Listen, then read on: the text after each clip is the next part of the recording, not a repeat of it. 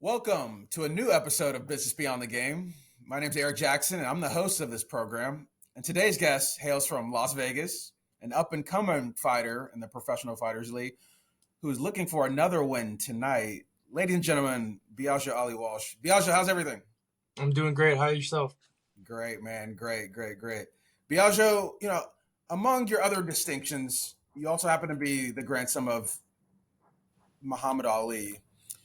I'm very curious in your mind, how much do you just try to leverage your own lineage, right, to create business opportunities outside the ring? Obviously that, being the grandson of one of arguably the most famous person in the world. I think I don't leverage on it at all, really, that much. I think people leverage who I'm related to more than I do myself. Mm-hmm. Um, you know, my first two, you know, back when in high school when I played football, growing up it was always a secret who I was related to. I didn't want people to treat me any different. I didn't want, you know, I didn't want somebody who wouldn't say hi to me now say hi to me because of who I'm related to. So it was always a secret growing up.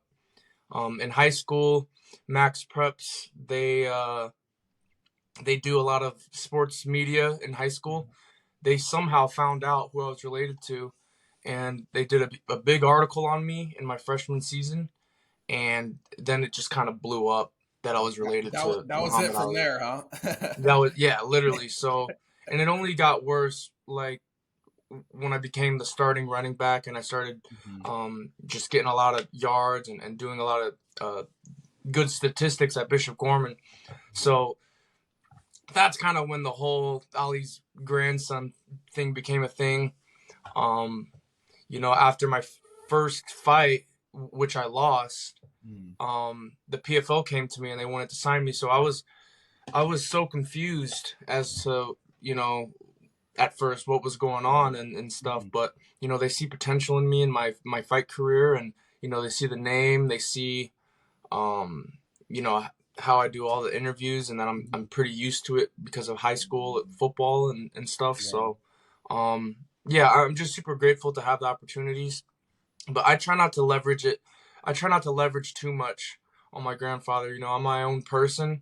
Mhm. I think people uh do that on their own, really.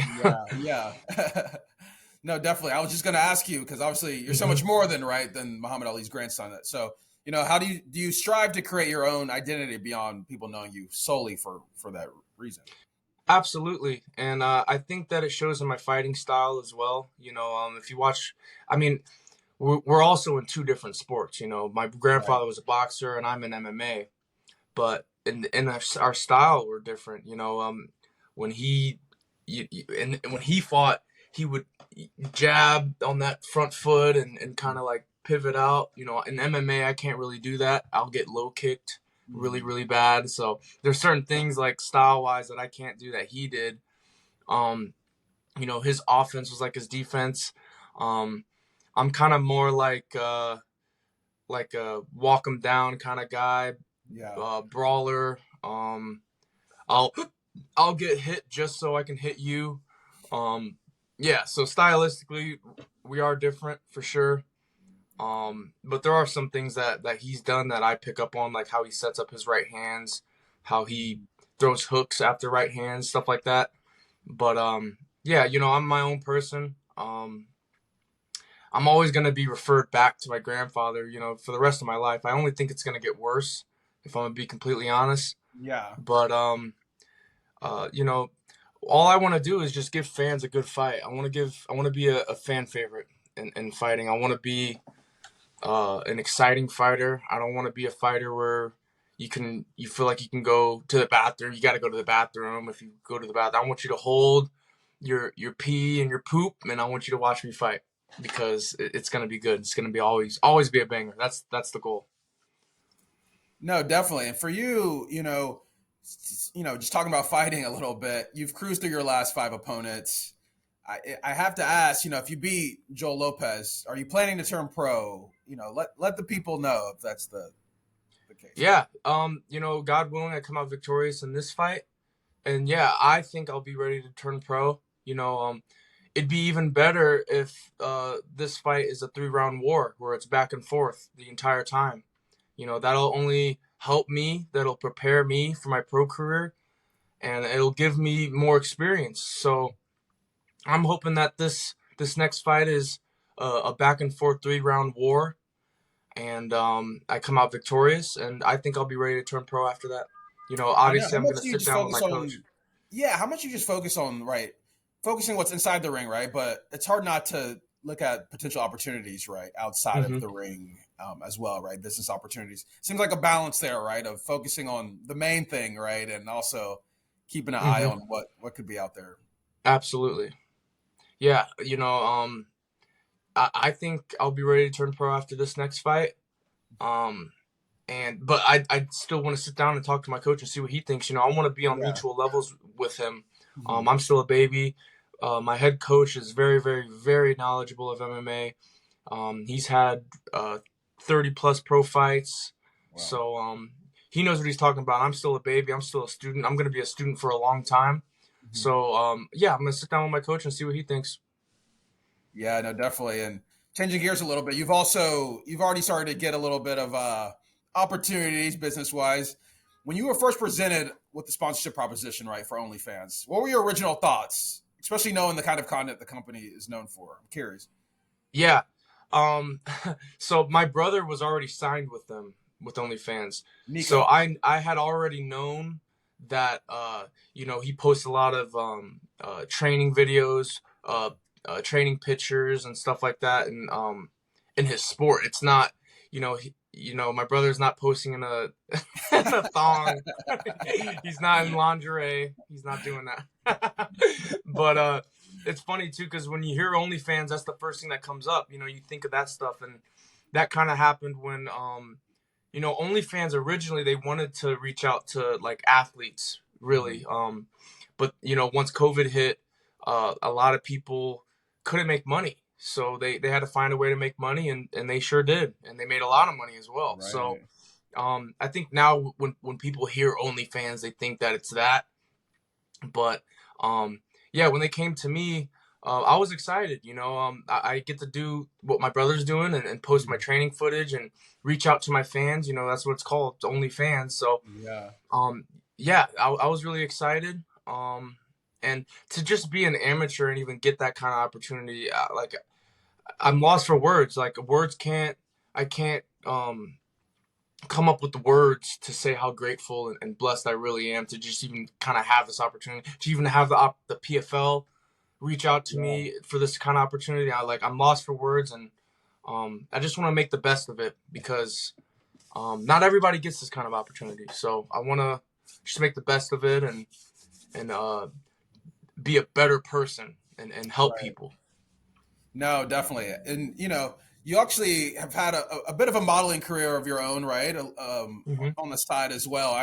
I'm curious for you. How much do you just hope to leverage your success in the ring to potentially launch ventures in fashion and modeling? And I know we might be getting a little ahead of ourselves here, but I'm curious your thoughts on.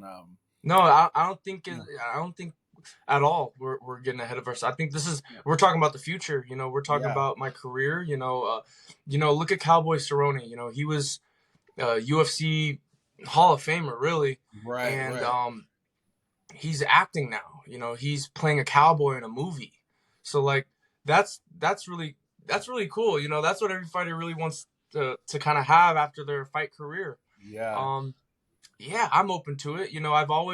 I studied film in college when I was in college, so I've always been a fan of film.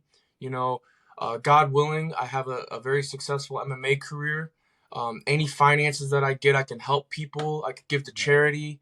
I Mhm. could even start my own charity. And then who knows? Maybe some producer comes to me and says, "Oh, you want to be in a movie?" And I'll be like, "Yeah, hell yeah! Like, let me be the villain, though." So, um, yeah, different opportunities open different doors. When one door closes, another door opens. And that applies to everybody in life. Yeah, When a door shuts, another door opens.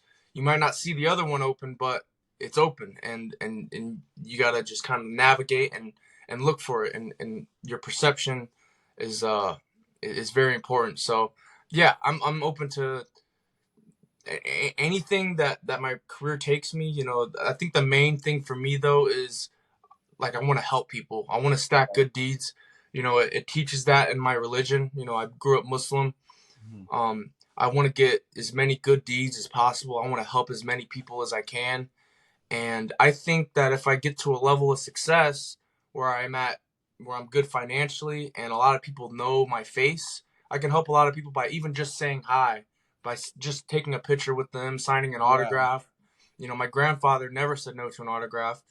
People would hand them their kids and he'd kiss them on the cheek. They'd take a picture and it brings a smile on their face and it makes them feel good. So I think that all those little things are good deeds, and those are the things we take with us when we die. So mhm. that's the reason why I'm fighting. I'm fighting so that I can eventually help help people. So Yeah.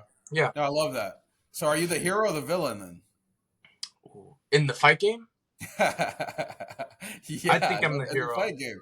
In the fight game, I'd say I'm the hero. I'm not much of a villain. I'm not. I Yeah, I'd say I'm more of a crusader hero type. Maybe on screen you're the villain, right? To be determined, Yeah, right? in a movie, I'll be the bad guy. I like that. I like that. Hey, Biagio, you made your PFL debut almost a year ago now, roughly a year ago now. What are your thoughts just on the trajectory of the league itself and the position for future success? Oh, they're doing great. The PFL, they really know how to market. They know how to they got good investors. They got Yeah. good ambassadors as well. They have Ray Lewis involved, Wiz Khalifa, Marshawn Lynch, um, et cetera, et cetera. They're still just adding on to their roster of big names. That helps a lot. You know, they um, they helped Francis with the Fury fight, Yeah. so that's huge. They got Jake Paul, who I think he might be fighting in the PFL soon. Mhm. Um, they're using these big names in order to bring up their organization, and it's working. So they're even bringing back Kayla for the championship fight, Mm. and they just signed Derek Brunson. So like the list goes on. Yeah. So the PFL is doing everything right. I think in the next couple of years, you're going to see them just go up and up and up. Definitely. And, your grandfather obviously was big in political activism. I'm curious, how do you think he would feel about just the trend of Middle East investment in sports today, right? Yeah, I think he'd be very involved. Like you said, he was definitely involved in social justice and a lot of political agendas. Um, yeah, he would definitely be involved. I think, dude, I don't know, like, cause it's weird. The I know. grandfather I knew had Parkinson's, and it just got Right. worse over time. Right. So, who knows, if he never would have had Parkinson's, what he'd be doing today for MMA Yeah. or boxing. Hmm. Um, but yeah, I know he's watching me and my brother both, and I know he's proud of us. And I'm just excited for the future. Absolutely, man. Absolutely. And I know it's early for you, man, but what's one business lesson that you've learned over the course of the last year? One of the better business lessons that resonates with you. Oh, that's a great question. Um, I think the biggest business lesson is to look at the bigger picture, look at the grand scheme of everything. Mm. Because when the PFL first came to me, I was 0-1 as an amateur. I lost my Yeah. first fight. So and they came to me and I'm thinking this seems rushed, why me? You know, Yeah. I just lost my first fight. So and I didn't announce it till after my first win and I was 1-1. Mm. So I think the biggest business lesson that I learned was to look at the grand scheme of things, look at the bigger picture, because in looking at the bigger picture, it allowed me to say, you know what, I'm gonna take this opportunity and just make the best of it, and I'm gonna see the bigger picture, and I'm gonna just try to work my way up to that. Um, that to me, that was I think the biggest business lesson is just see the big picture. No, I love that. It's not a sprint; it's a marathon, right? Mm-hmm. I like that. Well, ladies and gentlemen, there you have it. Biagio Ali Walsh. Appreciate you, man, for coming through. Thank you for having me. Of course. Thank you, folks, for watching Business Beyond the Game. and please subscribe to Sportico's YouTube page.